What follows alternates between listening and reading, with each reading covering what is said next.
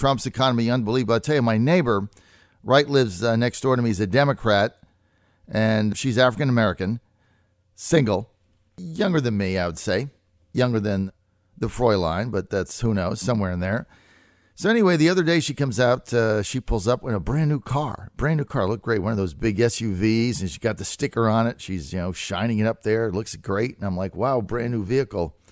And so she says, yeah, I got a raise at work and things are going great.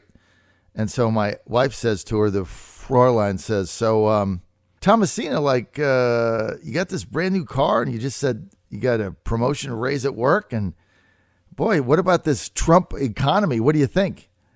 And this is a classic response, and this is why I think the Republicans still have a shot to hold the House. So she says, well, I don't like Trump, as you know, because, I got a sticker on my car, and they know who I am. I'm on TV or whatever. And she's like, well, unlike you guys, I don't like Trump. I don't like anything he does. But she says, I do have to admit this economy he's got going is really great. So then my wife says, well, what are you going to do on November 6th? And she's like, well, I'm certainly not going to do anything to jeopardize this economy. And that was her comment. And I'm telling you, there are so many Democrats like that out there that they might say they don't like Trump and they might say this in a poll or whatever, but they don't want to do anything to screw this economy up. And certainly putting Nancy Pelosi in charge is a prescription for disaster. Joining us now is Elaine Parker. She's the Chief Operating Officer of Job Creators Network. Elaine, great to have you with us. Good morning, John. Thanks for having me. Elaine, these economic numbers continue to just stun people. The level of growth that we're having, the newest unemployment report coming out about 10 days ago, 3.7% unemployment. Elaine, this is the lowest recorded unemployment in the United States we've had since 1969. Not only that, Elaine, but the economists are estimating that up to 15 million new Americans have entered the job market in the past 15 months that were out of the job market. Like, we're not there, but 15 million Americans that were not looking for employment have re-entered the job market. Elaine, and even with that, unemployment's at a record low. What do you make of this? It is fantastic, and it's a direct result of policies out of the administration, like the Tax Cuts and Jobs Act. It's policies that have repealed regulations and bureaucratic red tape that allows business and particularly small business to hire. If there's any problems that small businesses are really having right now, it's finding enough people to fill the jobs. We now have more jobs available than people to fill them. You mentioned your neighbor, a single woman next door, who just bought a new car. Women are doing very well in this economy. The female unemployment rate is at 3.9%, the lowest in 50 years. Black unemployment, Hispanic unemployment, lowest ever in recorded history. And again, small business is doing great. I was in Indiana last week meeting at a tool and die shop, and they employ about 400 people. And they cannot get enough people to fill the jobs with the growth that they've had and how they're expanding their company as a result of the Tax Cuts and Jobs Act. I mean, it's just phenomenal. That's why, Elaine, we're going to get Scott Rasmussen to join us now. He's in. Scott, great to have you, man. Great to have you back. Great to be back. Scott, I got to tell you, what are you seeing in your numbers here? I mean, you look at all of the polling, virtually every public survey that's coming out. CNN just had a poll they released the other day. They said that the generic Democratic lead keeps growing. But yet when you talk to people on the street, I don't get a sense of that. Just in Virginia, we just got a poll out today. There was a competitive district. That's the second, which is in the Hampton Roads area. Scott Taylor now with a 7-point lead outside of the margin of error. He's going to win that race. What are you seeing, and what have you heard, Scott? Well, there's a couple of different things that go on and when you talk about generic ballot polling and what's going to happen in the election. The key is turnout.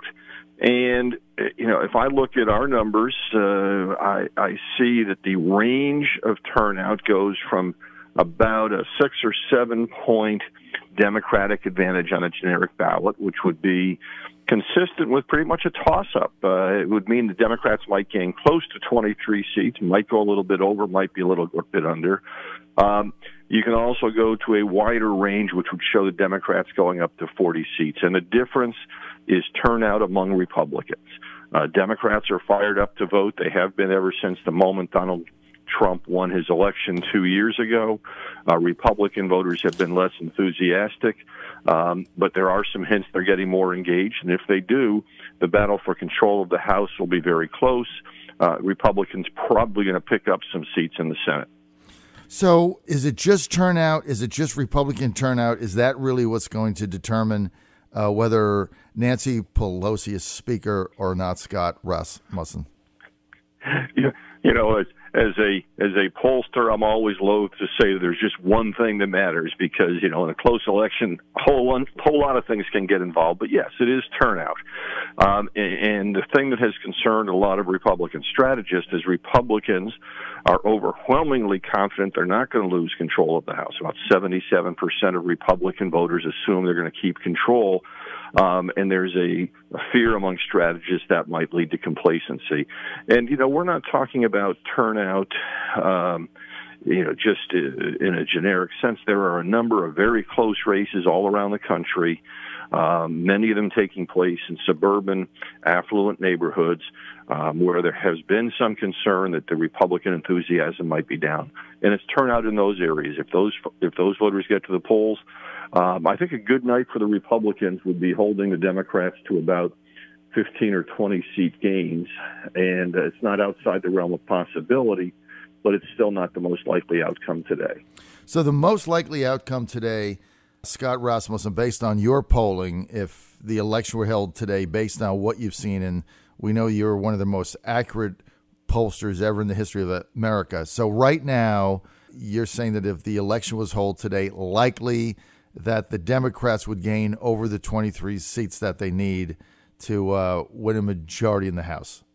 Yes, the most likely outcome today would be Democrats get somewhat more than the 23 seats they need, but certainly not the blowout that some on the left have been anticipating. And at the same time, the Republicans probably pick up a couple of seats in the Senate. Now, let's get to the Senate, Scott Rasmussen. What is the best case scenario? I mean, we've got people like me thinking that just looking at the real politics poll numbers now in these red states, that the Republicans could pick up 5 seats. Well, that would be about as good a night as it could possibly be. I think the way you look at this early in the year, Democrats assumed they were going to pick up 2 Republican seats in Arizona and Nevada. Those are both toss-ups and trending in a pretty positive direction for the Republicans.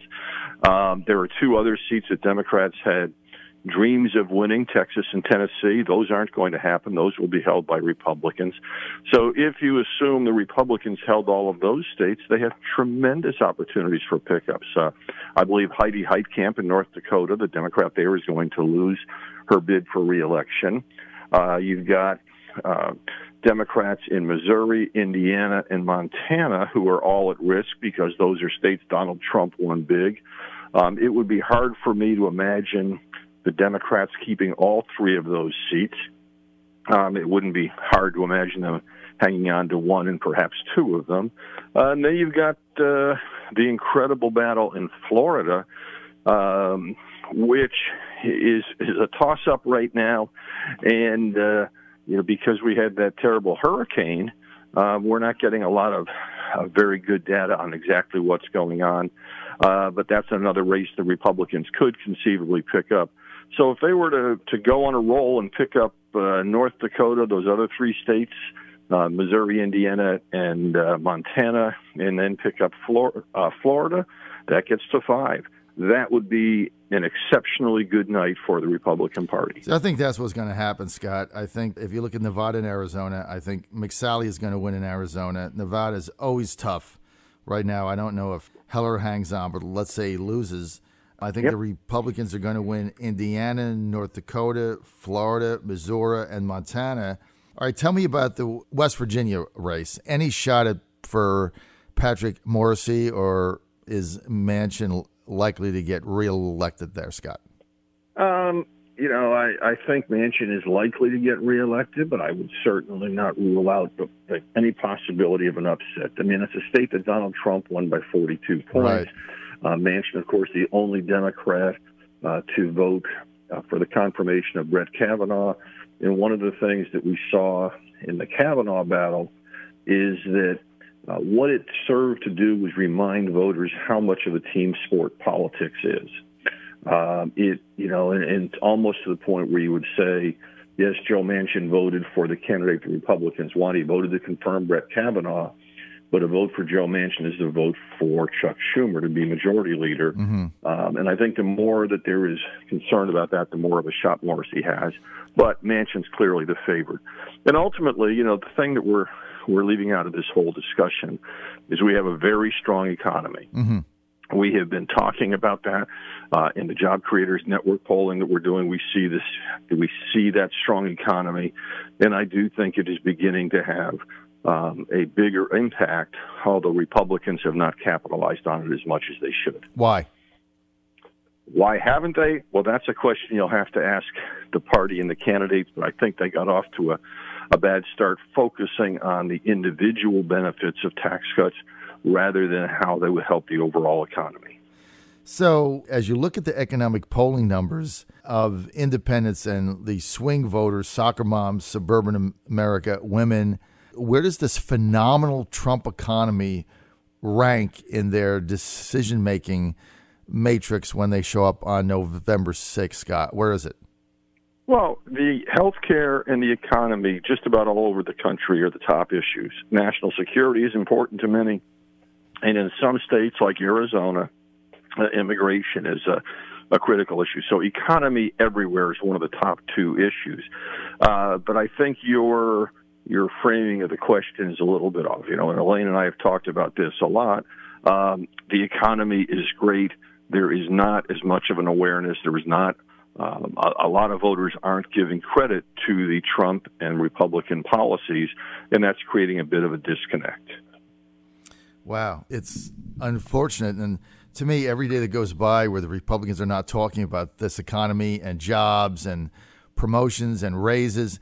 And, the other thing, I want to get Elaine back involved, COO of the Job Creators Network.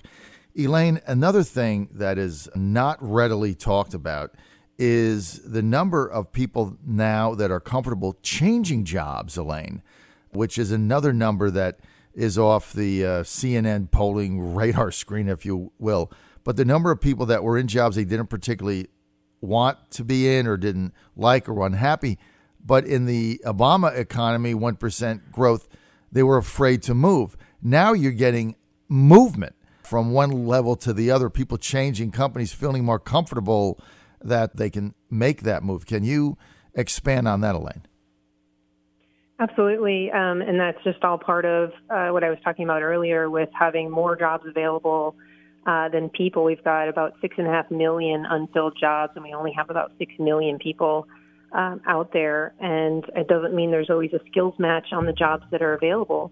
As a result, we're seeing wages rise just by the free market and how it's supposed to work.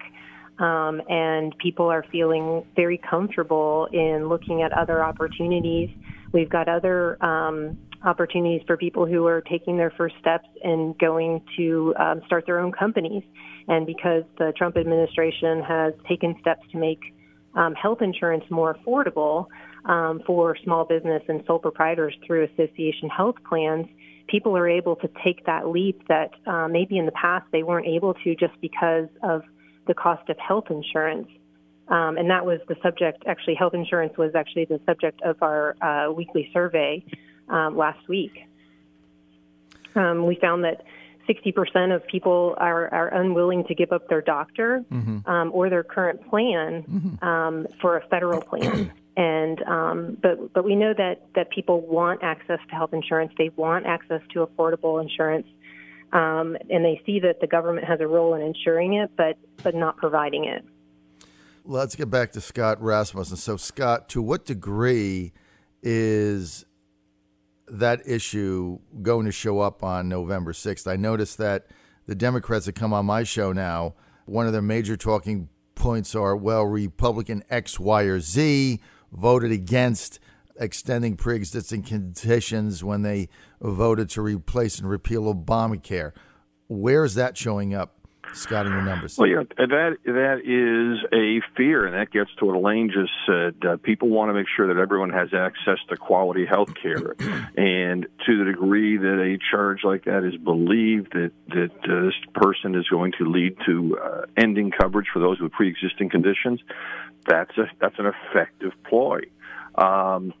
Obviously, it is something that Republicans would say is not true. It's a misrepresentation of the vote. It's a misrepresentation of legal actions that have been taken.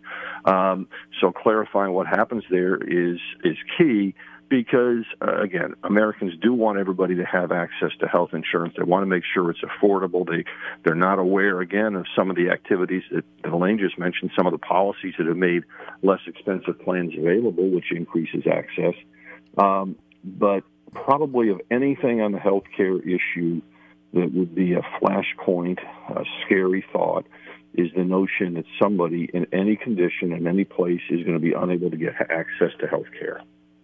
And so that's driving some people yes. to vote the other way, thinking, well, if the Democrats get in, they're not going to end Obamacare. I mean, it's just as a side note, it's kind of amazing because 2010 and the Tea Party and all that, we covered all that, and getting rid of Obamacare was like everybody's number one issue. And now the polling numbers show that, people have accepted it. They're comfortable with it. And they don't want to change it. So how do you reconcile that? It's very simple. The healthcare system was broken before Obamacare. It was not fixed by Obamacare. People still believe the system is broken. But it's no longer the sole defining part of the healthcare discussion, because it's been in place now for several years. People aren't quite sure what provisions of the law they like or don't like have anything to do with Obamacare. What we know is that people want to have more choice in making their own decisions on health insurance. We know that they are very wary of having the federal government take over the healthcare system. There are a number of things that you would say would be opposed to what Obamacare put into place, but people are, President Obama has now been out of office for a few years. His policy was passed 8 years ago. People want to deal with the system as it is and make it better, and they don't see either side really having a solution to that at this point. Elaine Parker, how do we get maximum engagement on November 6th? Only, 22 days remaining. How do you get maximum exposure to get Republicans out on November 6th? How do we do that? I think we have to keep talking about the economy and connecting the economy to the policies of the administration, like the Tax Cuts and Jobs Act and the cutting of regulations. We did a poll a couple of weeks ago asking how many Americans knew that there had been a tax cut, and about a third of them said they didn't even know that they had their taxes cut. I mean, that's substantial. We should be talking about the fact that 5 million Americans have gotten wage increases and bonuses as a result of the Tax Cuts and Jobs Act. And that's just the companies that put out press releases. We've got members, just small Main Street small businesses, who have been giving raises and hiring people and expanding their businesses. They just don't put out press releases about it. So we know good things are happening for employees. We know people are getting more money back in their paycheck. We know small businesses hiring, and we know the economy is doing well, but we have to keep talking about it and educating Americans about that. So what is the advice that you have for Republicans that are running in tight races? How would you change or encourage them to change their message in order to take advantage of this tremendous economy we have, Elaine? Well, I mean, I think it's very clear. It's about a choice. It's a choice between continuing this very hot economy as a result of these policies, or going back to wage stagnation, going back to high unemployment, and it's about a choice, and that's why people have to educate themselves on the benefits of these policies coming out of the administration. All right, I want to thank Scott and Elaine for being with us. Scott Rasmussen, the #1 pollster in the history of America and getting it right. Scott, you've got a new company and everything. What's your website? It's very easy to find. It's scottrasmussen.com. And we put out updates on public opinion every day. And you can even sign up for an email list, and we'll keep you posted. And then Job Creators Network, Elaine? If you go to jobcreatorsnetworkfoundation.org, you can see the weekly pulse, which is the poll that Scott Rasmussen and Job Creators Network puts out every week on Thursday mornings at 9 a.m. And then also, if you want to get involved, you got to go to taxcutswork.com. That's taxcutswork.com. Look, this is all about turnout. You know the Democrats are going to be there. You've got to get involved. You can't be sitting at home hoping things work out. Go to taxcutswork.com now, taxcutswork.com.